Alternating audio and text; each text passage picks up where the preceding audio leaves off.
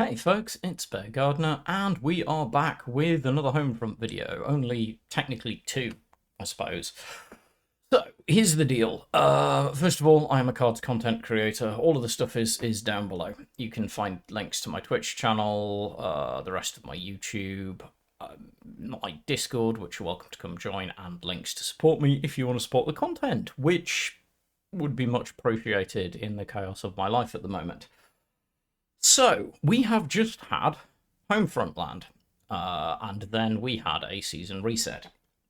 And I mentioned during my Homefront coverage with both Core Data and JKing7 that I intended to do a challenge run for the new season based on Homefront when we saw the new cards. And I said I was going to do a challenge run on Mono Brit. So I was going to play a mono, that is to say single nation, so no ally, Britain deck to Field Marshal. And I decided that I wanted to make it into more than just something for me to do for fun, but something that might actually be vaguely productive. So I've given it a go, and I'm going to talk about it. And then I'll point you at the links. There you will be able, you can, if you so wish, go watch the entire, I think, almost 7 hours of play that it took me to achieve this. You can see every single game on record. I live streamed the final push, supported by my Twitch streamers. So here's the deal. I decided to test the point. There's been a lot of change in cards recently. We've seen some power creep, we've seen some changes, we've seen lots of new mechanics come in, we've seen some decks that people have not enjoyed, we've seen old decks that people did enjoy become retired or less effective. And occasionally, we've had people who feel like the game is becoming much harder or more problematic, or that you have to have a meta deck to get to Field Marshal. And I wanted to see whether that's actually true. I was fairly confident it wasn't. For those who don't know, I am part of internal testing. I do have some connection with 1939, but I am not part of the team. I am just invited occasionally to do some consulting work for them. And also, I'm into internal testing to critique and feedback on design. So I have had a hand in making points about a number of these cards, which meant I was reasonably confident that it wasn't the case, that it was no longer going to be possible for a person with a limited collection or an off-meta deck to play their way to Field Marshal in a reasonable period of time. But I'm a stubborn human, and I don't like non-tested theory. If I'm going to assert that something is true, as I have done previously, I will generally try and actually go and do it. So I decided that this Mono Brit, not joke, because I intended to do it anyway, but this Mono Brit would give me the option. Mono Brit is a distinctly, particularly given that I have no interest in playing weird, like, pin combo stuff, I just wanted to play a value deck. Mono Brit was distinctly off-meta. I was limiting myself incredibly. I have no allied nation, which means that I can't use anything to make up the shortcomings of the nation that I'm playing in, and I have to deal with that. So I was like, okay. So on day one of the new season, I would get up, grab some coffee, and in one day, myself only that day. Those who don't know, my days are limited. I suffer from periodic paralysis and a number of neurological and physiological illnesses, which mean I don't get to have like a full working day the way that other people do. I have to work my hours around it, and by the time I have had an episode of paralysis, my concentration is substantially lower, I play slightly less well, I'm less focused and less capable, fatigued, all of the fun stuff. So it wasn't going to be an easy day, which was good, because it meant that I wasn't going to be just zoning in and taking a focused meta deck to Field Marshal in one session. Instead, I knew I was going to have to play multiple sessions. So the deal was I was going to give myself one day to take a Mono Brit deck. The only thing I could do is change a few cards around inside it. I could make no exceptions. I couldn't change my main nation, and I couldn't add an ally. And I was going to see if I could make Field Marshal in one day. Okay, challenging enough, but I decided also to do it on the first day of the reset, which is generally speaking the hardest day to climb, because a lot of the top players, particularly who want to just get field marshal out of the way so they can concentrate on practicing and then keeping their climb up to make sure that they are in competition, or those who just like laddering hard, will all be out there on the day playing meta decks. Equally, was going to be total wildcats for anything else that was out there, because it's the first day of a season just after the drop of a completely new patch. So basically, it was my intent to make this as hard as was humanly possible for myself, because there might be something wrong with the way I approach proving a point. But anyway, the idea was, can I actually achieve it? Is it possible? And if so, what would the analytics tell me? Because I didn't just want to do it, I wanted to do it and then be able to do something useful with it, which is this video. The other video, which is linked down there, is the actual run.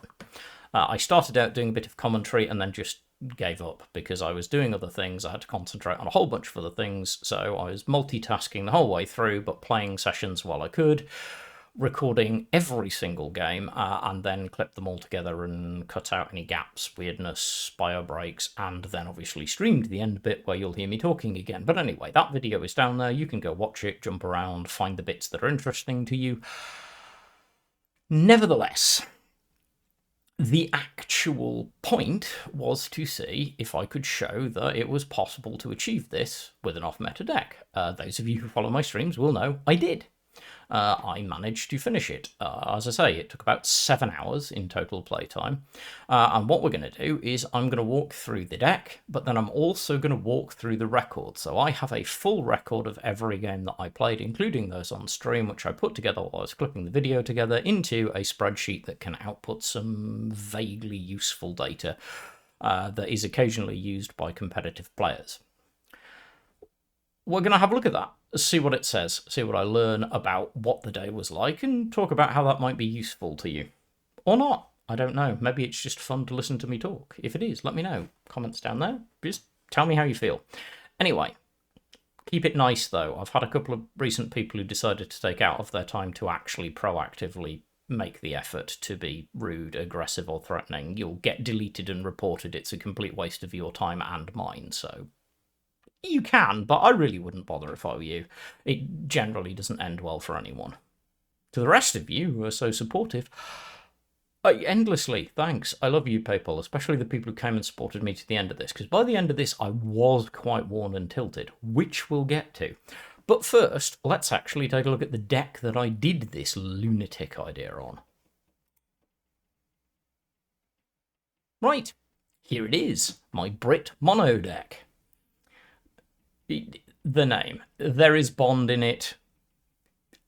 It's an obvious joke, but I like an obvious joke, and I'm very British. I built... This is the final list. It went through some iterations, but I built a simple-ish value British list. This is not about pulling off combos every single time to win. This is about having just good, consistent toolkit that will allow you to deal with a complex and continually changing meta. You can't just grab random combo 101. Well, you can, but you're going to be at it for a very long time. Whereas if you actually want to concentrate, you're going to need to, on getting a clean, efficient run to field marshal, you probably need to play a deck that you get familiar with. So I built this. If you look at the curve, this is a slightly aggro-leaning mid-range deck. It does not have a heavy end to it. There is no heavy end to this deck at all, really. What little heavyweight it has is kind of built in already. We'll talk about one slight exception with a card that is, in my opinion, still a tiny bit strong. But we start with Middlesex Regiment. This is just good value. This is just an excellent value 1-drop. You get a 1/3 guard, and you get a 0/3 guard that pings damage onto the enemy HQ, as long as it doesn't get attacked this turn. That's just value. This is an ideal 1-drop. This is Lay Force. Lay Force is decent in the right circumstance. So Lay Force is dependent on getting its somewhat slow backside into the front line. In your support line, Lay Force is, largely speaking, a fairly vanilla 2-2 that just has Blitz, and you could trade out to try and get rid of something, which you will see I do occasionally. But this really shines when you can get it into the front line against any other deck that wants the front line, because this thing is so hard to deal with once it's there. Obviously, the drawback, the non-British cards thing and the bond thing, less of an issue for us. Sometimes we will drop this on turn 1 because we don't have another 1-drop and we can eat the 1 point of bond damage. But the +1/+1 when it's targeted or attacks is really powerful. You'll see that in some of the gameplay. I then have 3 copies of Welsh Guards. I did try the Polar Bears. I am sorry to my Polar Bears, but they are too slow. By the way, 1939, buff my bears when. I wish they were a better unit, but these went back in just because it gave us another 1-drop, which is better than having a slow later drop. Monty, because Monty, this card is still insanely good. If you have it, you should totally use it. Pinning up to 3 units and drawing a card for 1 credit is nuts. Home Guard, this is just another incredibly high value tool because you get 2 points of damage to a targeted unit, which can be enough against aggro to slow them down or remove big threats. It also, by the way, handily answers the now not self-buffing Regiment Motrice in the Japan-France Shuffle deck. And you get another garrison, and these garrison pings matter because they are slowly whittling your opponent down. The Land Girls, because we don't care about bond, and 2k draw 2 cards is nuts. London Irish Rifles, because, again, it's a decent body that can be used for trading. It is not high op cost or restricted in any way. It has good stats, and it has the when you play a card with bond, which we have a lot of, you ping more damage to the HQ. A lot of what we do in this deck is getting extra value when there's some pings to HQ damage or some awkwardness from the bodies that we're using, and that's part of the way that we make things more effective. Valentine, this is just so good. If you can get the Blitz on this, it's just 5 credits for 4 damage, which is good. If you can get a buff on it, which we'll talk about in a minute, it's even more. This is just a great card. It trades well, it's effective. I love this card. I think it's very, very strong. Its partner in crime, which is significantly increasing its strength, is King's African Rifles. If you can target either the Valentine or the Mustang that we're going to talk about in a minute with this, they get +3/+3, and that means that Valentine is huge, and you still get a good 4/4 body. The Pompadours. Possibly the most underrated card in this deck because you actually have to watch how much it does for you from never doing anything. Occasionally, it's a good 3/5 guard, which is a really good guard for 3 cost, by the way. Most of the time, however, what this is an extra point of HQ defense every time you play a bond card, which means that if you're getting any other benefit from the bond card, whether that be a point of damage to something or something else, this is just double bubble. It's great. This card has been pivotal in this deck because there are times at which you will look back over a match and realise that the health that it gave you back is the health by which you won the game. Royal Research, because versatility. Radar is great for the heal under the draw, and synthetic rubber, sorry. Synthetic oil is the German one. Synthetic rubber is incredible for turning something into a big finisher. Ultra, because Ultra just wins games if you time it right. I've said it many times before. If you learn to time this right and you know the decks you're playing into and you learn the meta, this can utterly destroy an opponent's entire game plan. Probably see that happen a few times on the climb. RAF Mustang. Yeah, okay, this card's just cracked. Before we go any further, the card is cracked. It's insane stats for its cost, and it has Blitz. And in this deck, we don't care about the drawback at all, because we're not running any non-British cards. And therefore Bond is less of an issue. And again, if you hit this with King's African Rifles, this is an 8-7 with Blitz. Or an 11-10, by the way. I don't know whether it happened on the climb, but it has happened. Baltimore, this is an absolute workhorse in this deck because we are Britain, we lack for targeted removal. This is one of the best substitutes we have for that. If you can trigger the effect, it's great. Mosquito is basically our backup finisher.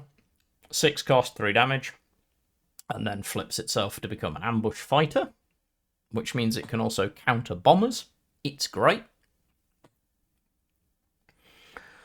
Forward Observers, 4 cost, 2 damage AoE to all enemy units. A little bit below rate, but good enough considering we don't have an ally. And if you've deployed an infantry, you get a draw, so it's decent.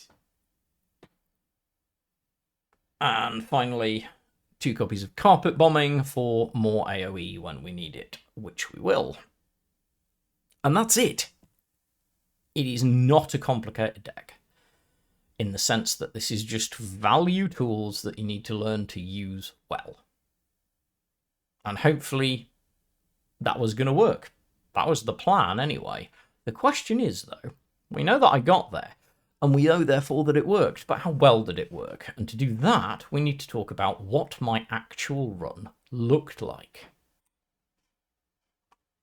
So this is me, and that's a spreadsheet. Not a lot to say, really. This is me, that is a spreadsheet. This is the spreadsheet that covers my entire climb. So this is a spreadsheet into which I can enter every single match and did that I played, so that I can see every game that I played in the results. Triple dashes are there for games that I have against names that are in languages that I don't want to type in, just to save me time. A lot of the time I will try and keep a record, but in this instance I'm not using things like, you'll see ELO after and delta and stuff like that, which is only relevant if you're using this to its full potential to register a climb on a competitive level, and when not, we're just interested in what we're on, what our opponent's on, and whether we won or lost. So that's what I recorded. And this is the tool that I used for it. So this is literally all of the games that I played. You can see the whole list goes all the way down. This is every game that was played, from the first game that I played, which was against Discard, all the way down to a final win against the new Bretagne, Bretagne combo, second front weird combo deck that's out there that's going around, and so the Groupe Bretagne Bomber. Anyway, you'll see it in the thing. It's one of the decks out there. I'm not going to break down all of the decks that we played into, but you can see everyone I played. Your name might be on there. If it is, it was nice playing against you for the most part. I had a pretty decent experience with my opponent, which is always nice. And that's basically... So that was basically the data that I had, and then we can use the spreadsheet to pull some more interesting stuff, and I'll pop it up on screen as I'm talking about it. And the first thing that we can see is my overall games played and win rate. So I played a total of 69 games, winning just over 55% of them, basically 55% bob on, give or take, which is fine. 55% is a good casual to... experienced-ish player win rate. It's fine. It's a decent win rate to have. It doesn't get to the sort of 60% break point that would normally be there for competitive / skilled play, and 65 and up for elite. It is definitely not, unsurprisingly to me, anywhere near my usual win rate at the end of the season. Generally, my win rate fluctuates anywhere from 65 to 75% most of the time. in a season run, if I'm bothering to actually track and not testing. But we knew that was going to be the case because this was an off-meta deck. 55% on an off-meta deck on the toughest day possible in the middle of total chaos is actually better than I thought I'd do. I was pretty happy with that. You can also see that this allows us to break down win rates into specific opponents. So you can see that my win rate into some nations is substantially better than others. Notably, this deck did not do well into other Britain decks, and did extremely well into Germany decks, and was kind of average into everything else, which fits with a 55% win rate. We can also pop up and have a look at a breakdown, a handy pie chart, which breaks down the percentage of main nations that I saw on the run. And we can pop up at the same time the percentage of allied nations, which is always interesting to be able to see. There are a couple of aberrations in there because there are a couple of games where I don't know what the allied nation was. That will occasionally happen. Either you'll get an early surrender or someone won't play an allied card. But for the most part, you can see a pretty decent breakdown of what I saw on ladder. So we can see that I saw a huge amount of Japan main, a pretty solid amount of Germany main, and not really a lot of anything else, which is kind of to be expected with those two decks, those two nations rather, having some of the strongest card pools in the game right now, and therefore really consistent decks, especially if you're major kind of ladder climbing, you're probably going to want to eventually go to it. One of the things that I will say is that the further along you go, the less variation you'll see this early in the season. You'll start to really like towards the end of it. I was talking quite a lot on stream about the fact that I was seeing just endless Japan-France shuffle or Japan-Poland legions. The reason being those are consistent decks and people are climbing on them. You can also see that Poland and France are by far the most popular allies. France considerably more so. A lot of that is to do with the fact that you will see shuffle, but actually the big one is the number of people who are testing with a resistance or using it as a backup to something else. Like, people are playing with a few ideas, like there's the new Germany-France runs some of the resistance package primarily for healing and delay, and then is relying on Group Britain, which is the big bomber that deals damage equal to the value of an order when you use that order, and using Second Front to duplicate it, and then the turn afterwards playing a single order and basically doing the order's cost twice plus whatever the order does. So in the case of something like Tirpitz, it'll just do 14 damage straight out because Tirpitz itself does 4, but it costs 5, and the two Group Britain that you have on there both do the damage equal to the cost of the order, so Tirpitz becomes a 14 damage order. It's pretty ridiculous, and if it gets to its combo, it basically will burn you down. So that is one of the reasons we're seeing a lot of France. The other one is, of course, loads of people are playing around with the new resistance cards. And finally, Shuffle is still a fairly consistent aggro deck. But that's the breakdown. That is what my climb looked like.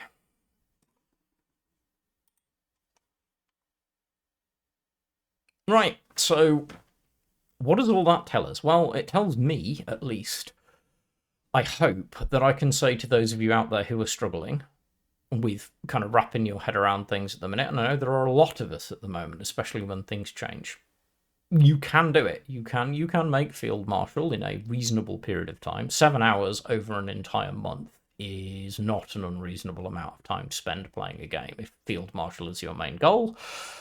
Most of us probably play considerably more than that in a month. I think most of us probably do, but it depends on your circumstances. But that's what it took me on an off-meta deck, and also note that is at the hardest possible time.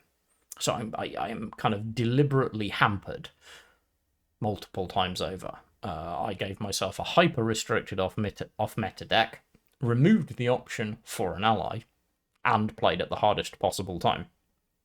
Because I like a challenge. It was also just kind of fun. because it meant that I had to concentrate on coming up with something that was going to be able to do something that was going to be hard, and I quite enjoy that. Anyway, that's it. That's my summary. As I say, you can click the thing down below, you can go to the other video, which is the entire, however many, as I say, I think it's about 7 hours of gameplay that I went through in the entire thing if you want to watch it, or you can skip towards the last couple of hours and just watch my final stream, or my stream will probably also be uploaded. As always, I appreciate the fact that you take time to watch the video. I hope you found it interesting, at least on some level. Please like, follow, subscribe, join the Discord, and as ever, if you can afford to support me, it does make the world of difference. I look forward to seeing you all in the next video. As always, take care of yourselves, be good humans, and I'll see you next time.